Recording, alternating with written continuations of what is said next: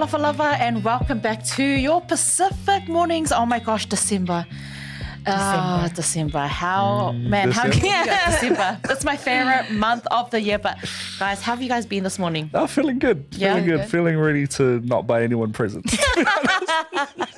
Come on, Ryan. Waiting for that Secret Santa. It's the popular month. Ryan is the Grinch for Christmas, so just keep that in mind when you watch the show. No, I'm just kidding.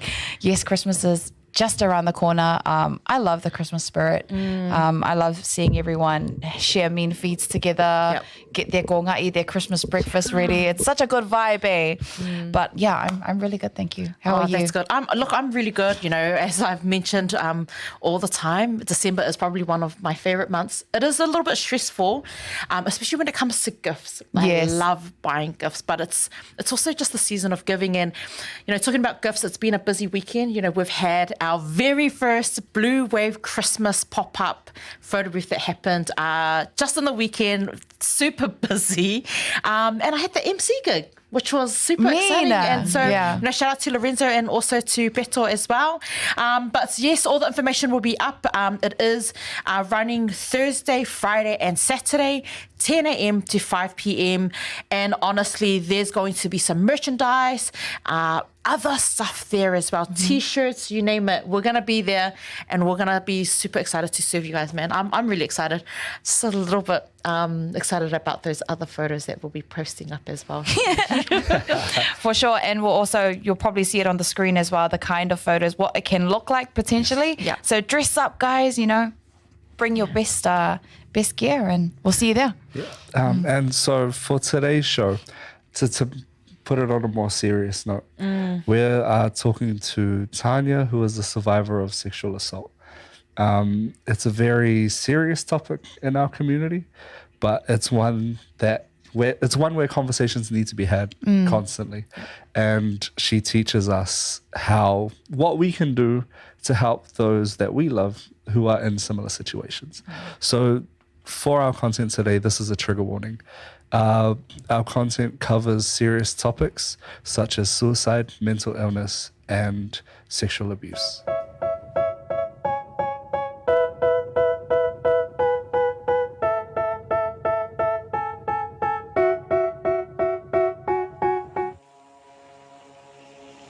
Bluwave Ngalumoana. We are focused on providing digital solutions for our Pacific people. With a creative team that incorporates Pasifika values and cultures, there are no limitations. We offer a variety of digital media solutions that cater to Pacific peoples. With over 10 years' experience in graphic design and photography, we take pride in creating art with a Pacific focus. We also specialize in filming, editing, and live streaming.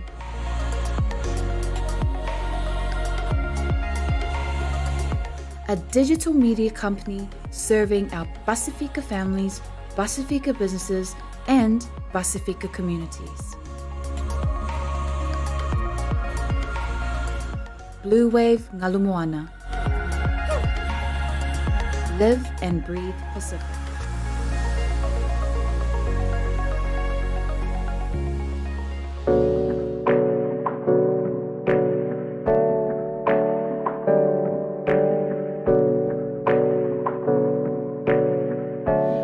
Good morning and welcome back to our Pacific Morning Show. So awesome to have you guys back. On today's show, we are talking about sexual abuse within Pasifika families. And we're joined today with Tania, who is my good friend, also known as Two Chins on Insta. Follow her. Follow me. Who is a sexual abuse survivor. And she's here to share her story with us and also some other valuable information that I feel needs to be discussed within our Pacific community. How are you this morning, Tania? I'm doing good. We're still breathing, so that's a good sign, I guess. Yeah. Thank you so much for coming onto the show. We really appreciate it, especially sharing your story. I'm assuming that requires so much strength. And I'm always awkward when it comes to mental health. I'm always like, do I say the right thing? But the fact that we're having this conversation, maybe someone will watch it and they're like, okay, that's how you safely navigate that space, which is cool. But we wanted to talk about sexual abuse within the Pacific community today, and also talk about how hard it is for victims to actually get to the court stage of their taking their abuser to court. No, and like I did a deep dive into it before this episode, and it kind of is sad to see how difficult it is for something like this to kind of reach the justice that it deserves. Like from what I found, these numbers were pretty hard to read. 10 out of 100 sexual abuse crimes are reported. 3 of those get to court and only 1 gets a conviction. Like that's not high enough. And that is not good enough for our justice system. And also considering the high percentage of that are underage, like they're kids, bro. It's babies. Yeah. And I see that a lot of the reasons why these cases don't go forward, based on what I've read, is that it comes from lack of evidence or lack of witnesses or lack of proof, essentially, which is what I guess the justice system needs to have. I wanted to ask you, based on that, what barriers did you go through during the process? I don't think it's fair to even say that there's barriers to embarking on that journey. The journey itself is a barrier to justice. And then you, like, we'd be sitting here all day if I listed every single thing that discouraged me from reporting. But the major ones are lack of family support. And that lack of family support stems from, you know, the terrible family dynamics we have at play in a lot of our Pasifika families. And then, you know, once you put all of the lack of family support to the side, then you've got mental illness, then that's a barrier. And then you also got to think of, am I working full time? Is my boss going to give me time off to go and spend 12 hours at the multi-agency complex in Manukau to do a level 4 interview? Because that, just the interview alone, sitting there and having a stranger ask you for your deepest, darkest secrets. The thought of that is scary enough. And then actually having to do it. And that's still in the investigation process. That's not even addressing getting through the door of the police station or even knowing, do I go to a police station? Do I call a lawyer? Do I go to my doctor? Especially if it's a historic case, you know, stuff that you've gone through in your childhood. There's a lot of barriers to answer your question. And like just hearing it from you, it's sad. And a lot of the things that they talk about is the attrition rate from when you report it to when there's even a case. Like I had seen that it goes up to 2.5 years, but that's small when it comes to your case. Yeah. So I reported in August of 2018. The investigation process was grueling. It took so long because they needed to interview everyone who I had mentioned. And then, you know, once the investigation process is finished, then you get into the court system. Like when the Crown actually accepts your case, when the Crown has all of their fancy lawyers look at your case and think, can we win this? Because they're not asking, does this person deserve justice? Has a crime been committed? They ask themselves, can we win this? This is a winnable case. How did that make you feel? I don't think I've finished unpacking it all yet, how I feel about that process. But what I can tell you is most of the time, the wait time is just that wait time. You're waiting for the bureaucratic process, whatever the hell they've got going on in the courts to process it. My first trial date was set for October 11th last year. And then, of course, COVID. True. And so they pushed it out for another year. We had a trial date for October 10th this year, and it went ahead. It was probably the 3 hardest weeks of my life, being in trial, in court every day, getting hammered by a defense lawyer who's literally studied his whole life to get to you, to crack you. And so that was hard. And then, now all I'm waiting for is sentencing. I don't like to say I won, because, like, what did I win? Where's my prize then? He was found guilty on 17 charges. Yeah, and so now I'm just waiting for sentencing. It's scheduled for December 13.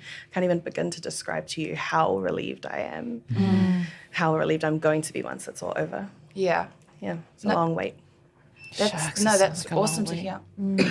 Sorry, I'm just listening to it, but, you know, it kind of sounds like you already kind of knew what to expect. What actually prompted you to go ahead after, you know, you mentioned it was just it was a historic thing. Yeah. What prompted you to go forward with it? I think just like a massive wake-up call from the Gen Zers in my family. Because, you know, just to give you a little bit of background, the abuse started before I could remember and continued until, you know, my body changed into a woman's body. And in my survival mode, I somehow convinced myself that it wasn't happening anymore. Like I was the last one he did that to. Because he'd done it to so many little girls, done it to so many little girls in my family before me. And it wasn't until one of the younger girls in my family came to me and told me what was happening to her, it kind of like lit a fire in my spirit. Because I had just accepted the fact that I would never, I'd never open this up. I'd, you know, it's all closed away now, nice and neat. Yeah. I mean, I'm crazy, but manageable. You know, manageable. So like I can get through this.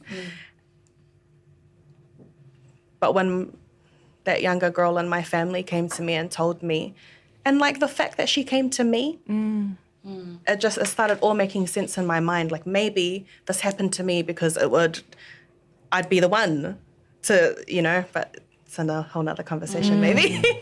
But yeah, that's what prompted me when I found out it was happening to someone else in my family. And then we began that very, very long process. Yeah. And does your whole family like know about it now? Yeah. Yeah. It's a very messy, complex dynamic at play in my family now because, you know, I think we were just talking about this before. In my opinion, the only way to move forward out of that generational curse, the only way to break it is to literally break the ties that it has to your family, which is your family. Yeah. You need in my mind, the only way to move forward is to blow up your family. And the pieces that you pick up to put your family back together again, those are going to be the pieces that are still there, waiting for you to pick them up and add them back to your family. Right. Everyone else who doesn't need to be in your space, they kind of just, they fall away. But with, you know, something I really wanted to talk about when you guys invited me to be here, and also thank you, by the way, so happy to be here.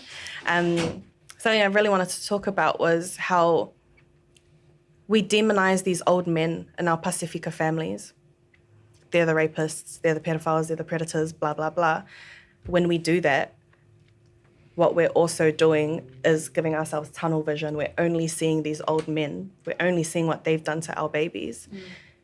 And while we're so focused on trying to like blow the family up, to tear them down, to get our justice, blah, blah, blah, we're totally ignoring the effects that these old men have had on the kids. The babies, they're touching each other. Child-on-child molestation is such a silent killer. Because everyone's looking at Uncle Charlie, where the kids are at. No one's looking at what the kids are doing to each other. And the kids are only doing that to each other because They're probably learning from the adults. yeah, they're practicing their learned behavior. And it's so dangerous because it's that cycle that just keeps repeating. It becomes normalized. And then when someone in the family finally comes forward and speaks up, everyone feels scared because everyone has done something to be ashamed of. And then they have to admit to it. It's somewhere along the process they're scared to admit. I mean, a lot of the time what happens is people don't even admit. It's too scary to say, Uncle's a rapist. And also, when I was a kid, we were all fiddling with each other as well because that's what we were taught. It's far too shameful to say things, to admit things like that openly. So what you get is, you can't say that about Uncle. Like, you know, that's why some of the family members are protecting these rapists because they're so scared that things that they did when they were children are going to come out as well. Yeah.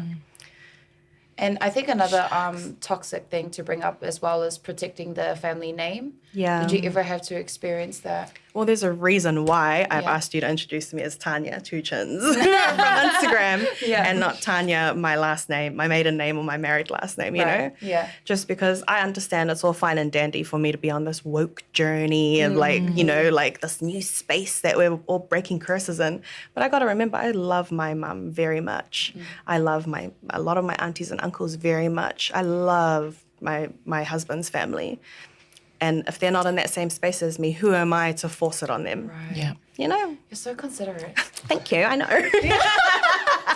Honestly, like if it was me, I'd go bizarre, but thankfully I haven't had to deal with that. But You can't be on all the time. That's why a lot of survivors make that mistake of being a survivor 24/7. Sometimes you just need to be a daughter. Sometimes you just need to be a niece. Yeah. You know, you can't fight this battle 24/7 because I promise you will burn out. Yeah. You will. You can't be the one tweeting against the rapist or every day, Twitter thread, Instagram story. Like you can't. You have to pick and choose your battles because we're not going to dismantle this patriarchy with one tweet. We're just not. It doesn't matter like how powerful your words are. We're just not. You have to pace yourself. Yeah. Yeah.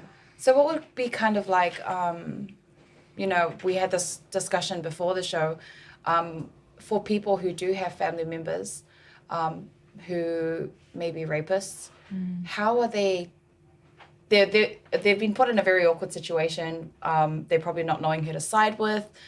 They're kind of like just a mutual person in the whole situation. What would your advice be? I try to be as survivor-centric as I can, which means that whenever I'm giving advice, whenever I'm speaking on anything, I always try and think of what that little girl needs, what that little boy needs, or what that woman needs from her family now after they've let this happen to her in her childhood. And the best advice that I can offer anyone who knows that there's a pedophile in their family, who knows that there's a rapist in their family, don't go to the survivor first. Go to yourself first and ask yourself, do you have what it takes to help this person? Are you ready to blow your family up? Are you ready to be disowned? Are you ready? Are you ready? Because if you're not, sit down. Because that girl has been through enough. She doesn't need now all these false saviors saying, I'll take you, I'll help you, da da da da da. And then when the family starts kicking back, They're like, hold on. actually, no, well, maybe auntie's right, or maybe you should, survivors don't need that. Yeah. They need people who are going to stay solid, people who are not going to fold, people who are, to be honest, say, F that family, let's make our own. Yeah. Shucks, that's pretty deep because I at some stage, is it acceptable for, you've just spoken are you ready to fight, and let's say, for example, someone's gone through, they've fought that battle, and then another wave comes through, is it do you find it acceptable that they've come back to the same person who helped somebody else through, let's say, 10 years ago, and that they've come back to the same person who fought that same battle 10 years ago, and that person just says, I'm done, I can't do it. What, how, because it's actually quite a traumatic journey, and it's like, I feel like, you've joined together and then you kind of get slammed with another incident. Like how do you think these other, and it's within the family, like, what's your advice? Can you pour from an empty cup? No. And that's always my advice for people looking to help survivors and their family. So it's okay to just turn? That's really a question you have to look inward to answer. I mean, and then again, it boils down to what are your core values? What do you think is right and wrong, evil and good and evil? Everything can boil down to the basics like that. But I understand our culture is a lot more nuanced, life's a lot more nuanced. It's a gray area, right? What you gonna tell Jesus when he come back and ask you? Yeah. Hey, That's no. right. I got my answer straight away. I was like, damn, I don't want to. Amen. Like that's all it is. Like, you know, I'm not mainstream Christian. White Jesus is the last person I'm gonna pray to. Yeah. But I feel like the Bible has a lot of good stuff in it for you to build your life on, right? And, you know, Jesus did say, anyone touch them kids, I'm going to come for them. Yeah. Like, he did say that. And so it just boils down to, like, where your heart is, really. Yeah. Because you can layer on all of these circumstances, context, semantics, everything. But all it boils down to is, like, who you are. You're the type to say, F all of you, you know, like, how dare you do this to these babies, and take those babies, make your own family, start your own traditions. Yeah. Or, you know? Yeah. It's, yeah. And I know, sorry, like briefly we spoke, you know, we touched on a few things, but something that really, like, for me that you highlighted was your interpretation of love. And, you know, we're every single day, we are faced with different types of problems, and we are faced with situations that we can't actually control. But your interpretation of love, can you just explain that again? Because I felt like that was quite... I think, no, that's a really valid point. Yeah. Because we're seeing, I'm for myself, I'm like, as an outsider or as a family member, I love me, I love my kids, and that's it. That's all that matters. And I think at some stage, certain people or certain members in our ainga are okay with that type of love and turn. But then at the same time, there's another person that requires that love. Yeah. But you gave a really, really nice, you explained it. I think I said something like it just all boils down to, like, what does your love mean? Like, when you say I love you to your little cousins, your nieces, your little nephews that are literally surviving this stuff as we speak, surviving, swinging on it. When you say I love you, does love mean I love you unless the family won't let me anymore? Does it mean I love you and with that love comes protection, I'll always protect you? Or does it, like, you know, like, what does your love mean? And it's something that only you can answer.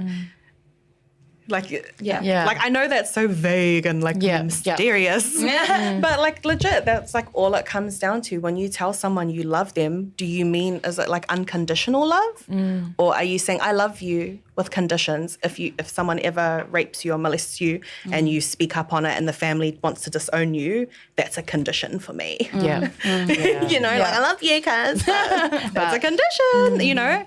And, like, I know I'm saying it, like, so light and fluffy, like, but... Yeah.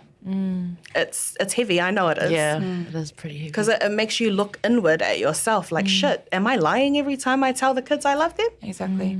But then that's what I mean. You got to ask yourself, what does your love mean? Yeah. Yeah. Shucks. It's a very uncomfortable space to be in, eh? That's what I was saying. Like, you know, before you do any work in this space, before you interact with any survivors, you need to really look inward. Ask whoever you believe your maker is. Is this the space I'm supposed to work in? Is this how you want to use me? Do I have it in me? Yeah. Because if the answer is no, you don't have it in you, baby, sit down. Yeah. Yeah. Because, like, the last thing that survivors need is not fake love. I don't want to say fake love or fake support, but conditional support. Yeah. Like, don't have my back on Tuesday and then have it on Wednesday. You know, like, I don't want, if you're only going to support me when it suits you, that's not the support I need. Yeah. But it gets messy in our Pasifika families. Yeah. Because you got the grandparents, then the parents, and the aunties, and the uncles, and the cousins, and the second cousins, and then you got the siblings, and the nieces and nephews. And there's just all these moving parts, and the dynamics are so complex that they're really is no one size fits all. Like what worked in my family to help me rebuild my village, it's not going to work in like your family or your family or your family. Just because, you know, the way each of our bloodlines has adapted to this country that we're living in. Because we're not in the islands anymore where the rapist gets sent to wherever the men wherever the men make their decisions. He doesn't get sent there and everyone throws rocks at him or like kills him or whatever. It doesn't happen anymore. If something happens to you, you have to go to the police. And you know, because of that intersection where racism meets justice, you know, those intersections are just they're so significant to how we should frame solutions in our minds. Right. You know what I mean? Yeah. And like, because the police and, you know, then there's the racism, that intersection, going to the police because uncle did something to you, that like Nana and Papa don't want that, because Nana and Papa know the police did the dawn raids. Like, why would we trust these people? True. So there's so many moving parts, but honest to God, even with the Black Lives Matter movement, even with all cops are bad, even with that being the truth, I feel that our kids are going to see justice for what it is, a means to establish accountability for these people that are doing this. And so I really feel like they're going to be able to overcome the issues that we have with racism and justice. Yeah. So that they can hold these people or hold these predators accountable. So everything kind of like has a role. Yeah. And yeah, it's messy because like, you know me, I'm black. Like I'm the last person in the room that's gonna talk if there's a boy in blue in here. Like I'm not even joking. Like my friends know the cops are. I'm looking down, bro. Yeah. And so to reconcile that hatred, that deep bloodline hate for police. And then having to go through them. Having to go to them, help me, please. Yeah. Like, help me. You know, like, how do you reconcile that in your mind? Well, how did you do it? Speechless. I don't think I realized how much I've grown to love and respect and honor the detectives and all the junior detectives and all the police who were working on my case. I didn't realize that I had developed love for them until the trial process, until I'm sitting in that courtroom hearing the strategies like at play. Like all this hard work, all these balangis have been doing for me. They worked so hard. And it wasn't until I was sitting in the witness box, like I was so scared. My spirit was shaking so bad. All I could do was lock eyes with my detective. And she's like a blonde hair, blue-eyed Balangi woman. You know, like the epitome of like, you know, like when you think of a policewoman. You know? And I grew up hating women like her. And then to like now just be flipped on my head and like just, she was the only person I could look to center me so that I could get my testimony out.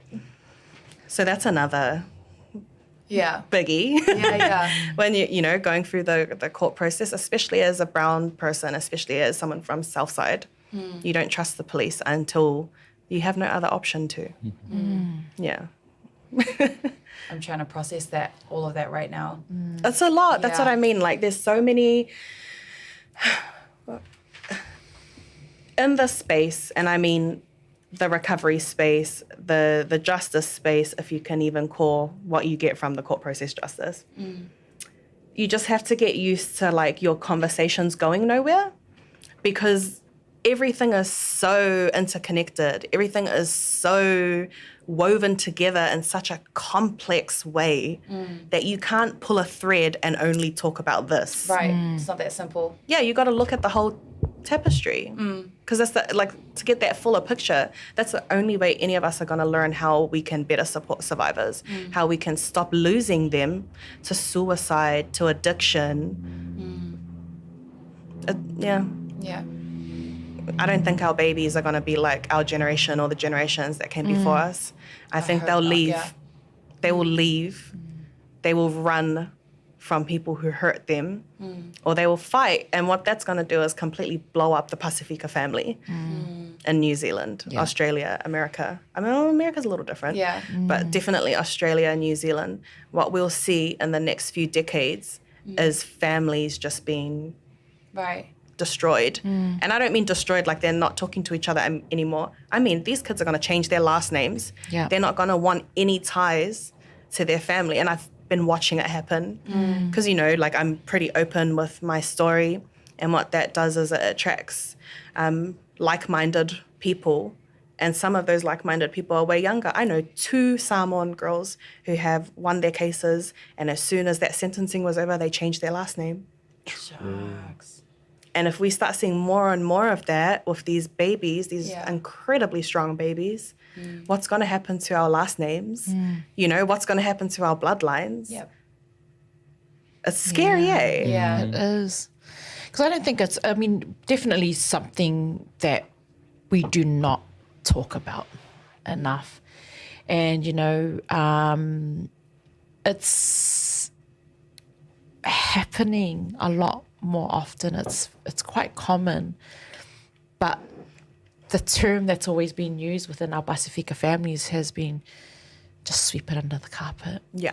And we're so programmed to just sweep it under the carpet that they will fix and address it at the time quickly, and or they program, and some of our children, this is not all families, this is just a few, so please don't at me. At me. I want to fight. But you know what I mean? Like we're just so masangi to just kind of like, just don't disrupt. Don't be disruptive. That ties in. That ties in with what I was talking about. The way that sexual abuse, the way that pedophilia, the way that predatory sexual practices, the way it happens is it happens to one person in the family. That person does it to another person in the family who has less power than them. That person does it to another person in the family who has less power. And then eventually what you get is a whole bunch of kids, all the cousins touching on each other. And then when one of those cousins says, hey, this is wrong, I'm going to speak up, all the family, they're scared now because everyone's done things that they're not proud of. Everyone has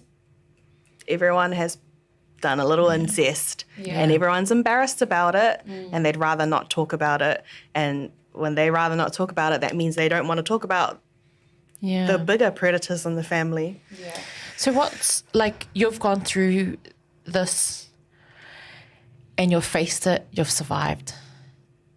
You've just mentioned, you know, you wouldn't call it winning, but what's something that you can, or just some kind of advice that you can give to our Pasifika family? Because I feel like, you know, I feel like that this common thing is just, we just keep sweeping it under the table. And it's like with myself, I'm trying to address certain situations that's been brewing within, you know, families. And I think now my mindset has actually shifted. I'm now like trying to address this with my children. You know, what's your advice around that? Like, do I just address my children and protect my children and that's it, and leave everyone else? Or you know, or how the process on what are words that we should be using to kind of prevent? Prevention is a whole different ballgame. That's when you can actually start implementing some tangible steps. Like the steps you can take, you can actually touch it. Yeah. And it all starts with teaching kids vocabulary. How is a 4-year-old gonna say, Mummy, your brother raped me, if she doesn't know what a vagina is? And a good way for parents to test this is to get your kid to stand in front of you and say, what's this? What's this?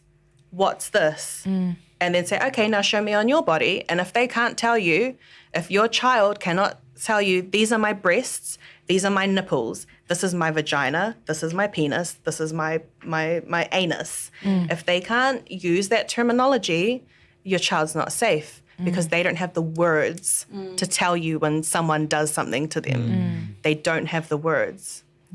Yeah. So that's a real practical step to ensuring that if, God forbid, something ever does happen to our babies, that they will be able to say, Mummy, Daddy. Yeah.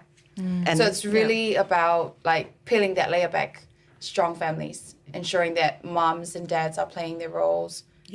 connecting with their kids, ensuring that they can speak, they're able to open up about things. Yeah. And once you've kind of got that locked and fulfilling your role as a parent, it can get better from there. Yeah. I mean, it can. I'm not saying it will. Like, It can. you know, just teaching your kids vocabulary is the first step to empowering them. And then also respecting your child's autonomy. Don't tell your 4-year-old to go and kiss uncle hello. Are you with your 4-year-old every time she sees uncle? Do you know exactly how your 4-year-old feels? Have you asked her, do you like uncle? Or do you think he's a dick? You know? So like if someone walked into the room right now and said, you go and kiss him now. Yeah. You'd be like, that's Yeah. why would you think that's okay to tell me to do that? That's a kiss. Yeah. You know? So why the hell are we telling our babies to go and kiss uncle? I was so used to it. Sorry, just before it leaves my mind, I had a discussion with Hannah at some stage, I think it was earlier last week with Hannah and Ryan about the trust. Our families, we trust each other from the moment we arrive, our family are gathered around, and that's our safe place. So I think at such a young age, we're taught trust. This is mum, this is dad, this is your uncle, this is trust them. And we've formed that relationship, that bond with our family.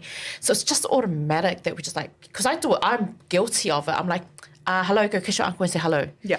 You know, and without even thinking that, you know, this could potentially cause, you know, and we're constantly forcing it. And because even if uncle's not a pedophile, even if uncle's not a sexual predator or rapist or anything like that, what is that teaching your 4-year-old? That's teaching her, I'm not in charge of my body. I just, when the adults tell me to kiss, I kiss. Yeah. You know, it creates that pattern in the brain that is something you do when an adult tells you to do. Yeah. You know, not something I only do when I want to. Yeah. And that's, you know, autonomy. You got to teach your kids. If you don't want to do that, you don't have to do that. You know, like, why don't you want to do that? Have you ever asked a kid, why not? You know, like, really just validating their humanity, really. Yeah. If you wouldn't tell your older cousin, stand up and go and kiss him right now, then don't tell that to your little children. Because, you know, what makes your child less of a human than your cousin? It's so simple, eh? But no one taught us this. Yeah. No one taught us this. And I would love to just also note that I'm not saying that this is Pasifika culture. I'm saying that these are our family dynamics now that we have been removed from the context of our culture, and we've been forced to kind of just adapt to this Pākehā society. And I'm not blaming it all on colonization, but I'm blaming it all on colonization. Shucks, man, that is deep. I'm just kind of like sitting here thinking about certain situations and how we've formed that trust. And even before, like, I'm like sitting here going, shucks, I've created that bond with my children and whoever. And I'm not saying that it's wrong, but I'm just saying it is definitely something that, had you not come on the show to openly speak about it, these are the small things that we do every single day, without fail, just not even thinking about it, because that's just how it is. It's like, oh yeah, it's all right, but not thinking about. So I'm really grateful that you have shared that, because it's something as a mom, I'm like thinking, oh no, I've prevented all of this, because, you know, we do try to separate the drinking and the partying, you know, with the family. I'm like, hey, look, that's enough, you know, get inside, you know, because that's also because we've trusted each other, the parties, the drinking, it's okay. Oh, yeah, that's all right. The kids are running around. They're all good. But are they? No, we're not. And then you also got to ask yourself, if every time Auntie has too many glasses of wine, she tries to kiss the nephews, don't you think she'd be doing that when she's sober as well? Yeah. Like, I'm just, I don't know, maybe I can only speak for myself, but what I can tell you is that I've done a whole lot of drinking in my life, and not once have I ever been drunk and thought, oh my gosh, this alcohol totally makes me want to rape someone right now. Like, you know, it just doesn't happen. And so, like, the drinking culture is bad, period. Yeah. Not only for the kids, for the adults as well. It's rotting our brains, bro. Yeah. It's terrible. But, putting that aside, you can't just separate the drinking culture from the family culture and expect them not to molest the kids when they're sober. Because if he's doing that when he's drunk... It probably intensifies everything else. What's that saying? A drunken mind speaks the sober heart's truths. Yeah. It's not a saying. I just made that up. Well, you got the well from us. Nah, I wanted to dive deep into that because, I don't really think about it much, but I'm a firm believer that when someone acts out when they're drunk, it's like a part of them that's sober, and the alcohol just kind of like intensified it. Just removes your inhibitions. That's literally all alcohol does. Oh my God. I mean, this is like really, really deep. Yeah. I do want to know. I'm just thinking here, like, and it's just because, and I'm not just saying as a mum. I think it's, definitely I've changed, since I've had children, and I remember my first fight has always been to protect my children. And that was the first thing, that comes, it's natural for a mum to protect her kids, right? Yeah. But, what are some like do's and don'ts, to how to support victims? Yeah. Supporting a victim is different from supporting a survivor because a survivor knows she survived. Yeah. A victim is still reeling in the trauma. But a massive don't, I guess, would be like, touching on what we talked about earlier about like if you're not ready for battle, sit down, if you're not ready, like if you're not really ready, like just please don't waste that survivor's time. Don't waste her love. Don't waste her energy. Don't waste her hope, her faith. Yeah. Her faith that, oh my gosh, someone finally cares, So there's that. And then also just for supporting survivors, just, I don't know, really, like, because I'm trying to think of what has helped me. Yeah. In terms of like, people supporting me. And it hasn't been asking me, are you okay? Are you okay? Are you okay? Like, what can I do for you? What can I do for you? Changed behavior. Like for example, I've got a cousin and she supported me from before day one, because she knew what had happened. She wanted me to report. This cousin, she'll ask me if I'm okay, but what she did that helped me the most, that supported me the most, was removing her children from the family. Because it showed me I'm doing this for a reason. Yeah. I'm doing this so that all of these kids can be removed from this family. Right. Like when she did that, when she, made it clear to everyone, like, I'm not having my babies around none of you no more, ever. It really like solidified in my mind that, oh my gosh, I can trust in this process. Oh my gosh, I can get results. Yeah. So like, just like, do something. Do something. Be about it.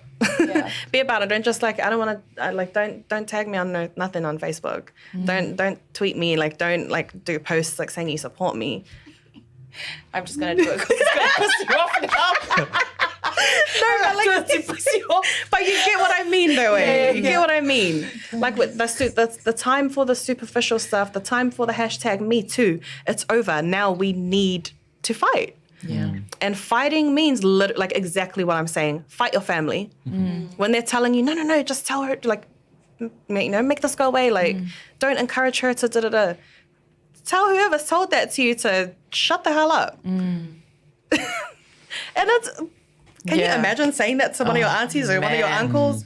Oh my gosh, trust me, it is not fun. It's not fun. I actually could imagine it, and it's not fun. Yeah. But what I've really enjoyed is that you've made me think. Like, instead of coming on, we get guests on the show all the time. They're like, this is what you should do, this is what you should do. You've kind of put a thought and you've planted seeds. You need to know not to know. Yeah. That's it. That's the only solution. You need to get used to being uncomfortable. You need to get used to not having all the answers. You need to get used to saying things like, I don't know. Sorry, I don't know if I. We'll beep it out. You know, like you need to get used to not knowing. Yeah. You need to get used to saying things like, I don't know, but let's find an answer. Let's figure out what works. You need to get used to being uncomfortable. You need to get used to being wrong. You need to get used to kids yelling at you. Like that's a big one for us, Pasifika. is. Big one for me. Yeah, like as soon, like our kids can't even go. That's a backhand. That's a backhand right there. Like, how dare you suck your teeth at me? Yeah. You know, but like I'm serious, bro. Like if you want results, if you want to break generational curses, if you want to move your family out of the toxic cycles that it's been stuck in for generations, you need to start listening to the babies. If the babies don't want to go to auntie and uncle's house, there's probably a reason. Even if they're saying it's because there's no internet, it's probably a deeper reason. Like you need to really start actively listening to kids, listening with intent, listening to understand, not listening to reply. And you need to let kids experience their emotions. Let them be angry. If you do something to irritate your kid should be able to express that irritation. And every day that you do that, every day that you validate your child's emotions, their reasoning, their rationale for their emotions, what you're doing is solidifying in their mind that no matter how they feel, no matter what happens to them, no matter what they go through, mummy's gonna listen. Mummy's on your side. It could all be so simple, right? Yeah. But it's not that simple. It's not. Yeah. Especially when you have kids, you've got to be teaching them that although you have their side and you'll back them up, you know, the back and forth. I guess advice, learning how to go against them, but in a nice way, and teaching them how to perceive it as well. But that's really good advice. I feel like I'm in therapy session right now. Hey man, I've done enough therapy. I'll pass it on. Yeah, no, but that's a very valid. What you're saying is like relearning a new love language. Learn a new love language with your kids. I really like that soft parenting stuff that the balangis do on TikTok. What are they doing? Like they just talk to their kids like normal. Oh, yeah, Like if the kid makes a mistake, they're like, oh, you made a mistake. Well, why do you think that happened? You know, like just talking to kids like they're humans. Not like they're little like burdens. You know, like and it just sounds so crazy that it can be that easy to protect your child from being raped and molested. And I mean, like, hey, I'm not saying if your kid knows how to say vagina, no one's ever going to molest them. I'm not saying that. I'm saying that all these little steps are going to make it so pedophiles will know not to touch your kid. Because you know they've planned it out, eh? Pedophile walks in a room with 100 kids, he can pick out each one of the ones that won't tell. Yeah. He can pick out. I read that in an article. That was so creepy. Yeah, that's right. He can pick out the ones that will tell. He can pick out the ones that are going to fight him or her. Sorry, I always get into this habit of making out that it's only men. But yeah, that's what I'm saying. You need to equip your kids. There was a teacher who was a pedophile, and he examined each kid's family. Yeah. So the kids who didn't have a dad or a mum, he would target them. Yeah, the ones with the step parents, the poor ones, the ones that are quiet, and you know. Yeah, so much more research needs to be done in this space. And I'm not talking about balangis over in America, Australia, the UK. We need Pasifika academics, period. And also we need Pasifika academics doing the work. Yeah. Just for our kids. I don't care about what, like the white kids, I don't care about all the, I need Pasifika kids to be at the front of someone's mind. And that's it. Like that's all we really just need more of these conversations. The work you guys are doing is very important. Yeah, for sure. I know it's gonna embolden a lot of survivors. Yeah. And I think this conversation is like, you're probably like, are these guys okay? Because we're just sitting here like stuck. But I promise we planned the show. It's just like during mental health, we're still adjusting to having those conversations. So it's telling of like us, but it's also telling about like a lot of people. They're uncomfortable. They don't know what to do, and they'll probably watch this and they're like, look, their reaction is normal. Like, yeah. I think that's what I mean. You just have to get used to being uncomfortable all the time. If you want to operate in this space, if you want to help people in this space, you just have to get used to feeling like you know absolutely nothing and you're a moron. Like, honestly, because just the things that you learn when you know you don't know. Like, you get what I know. I know you feeling that. Yeah. Like, you just have to get used to people telling you things you didn't know, learning of people who you think are just insane. Because to be honest, most of us survivors are insane. Yeah. We just it goes hand in hand. The trauma changes your brain. You're crazy now. Yeah. And it requires a lot of humility as well, like not knowing anything. People always think, are you like dumb? It's like, no, it's the best way to learn is like you just present yourself as you are. Yeah. But no, That's how our older generation, the Pasifika community, that's their problem, is they don't like to look like they don't know. Yeah. A lot of ego. Yeah. I mean, we got ego too, don't get me wrong. I mean, listen, it takes one scroll on my Instagram to see how much ego I got. But like, I think we're just a lot more willing to not know. You got to know to not know. That's the only way to help survivors. Let the survivor lead her recovery, his recovery. Yeah. Let them tell you how to support them. Don't just show up at their house. I'm here to clean your house because you're going through depression and you haven't cleaned your house in 2 weeks. Yeah. But like that's amazing to do that for someone. I would do that for someone. Yeah. Yeah, I know you. I know you love cleaning. Every time she goes to my house, she's like putting stuff away. No, but like, I'm sure you get what I mean. Like, let the survivor lead. Yeah. Like, if he seems like the type of person that doesn't like to be asked if they're okay every 5 minutes, maybe don't ask if they're okay every 5 minutes. Yeah. You know, like, just being aware that you don't know what's the best thing to do. That's how you help them. Yeah. No, and I think that's a beautiful way to wrap this up. If you're like me and these conversations are uncomfortable, this reaction is totally okay. It is. And honestly, I feel like we'll improve. Definitely not the last time you're coming on. I felt like this is a therapy session. Our discussions will improve. Even our mental health discussions on our previous episode with Anasha and Iso, it was like, we were like quiet, eh? Yeah, We kind of just wanted to hear. That's a good and thing. And then it's like the mental health organizations harping on about this is what you should do, this is how you should act. Oh my gosh. But like with you, I can't forget to tell people this. If you are interested in helping survivors that are Pasifika, Google the Whono Whale model of health. Google Te Whare Tapawha. That's if you're looking to help brown people who are struggling with mental illness, who are survivors. Those models will help you give them what they need. Check that. We'll also you're all good. We'll also link that as well onto the podcast. But this has honestly felt like, usually I'm in a state of sorry for the other person, but you've actually made this joyful. I'm definitely not a victim. I am a survivor. And that's probably why. Like I've been able to laugh. But thank you so much, Tania, for sharing your story. We would love to have you on the show, regularly, because I feel like you have so much value to add on how. For sure. Yeah, on how people can properly engage and how they can listen, and also like what you're saying about how to effectively help someone is surviving is by letting them lead the way to their healing, and believing them, validating their beliefs and things like that. But thank you so much. I appreciate it. We appreciate it from the bottom of our hearts.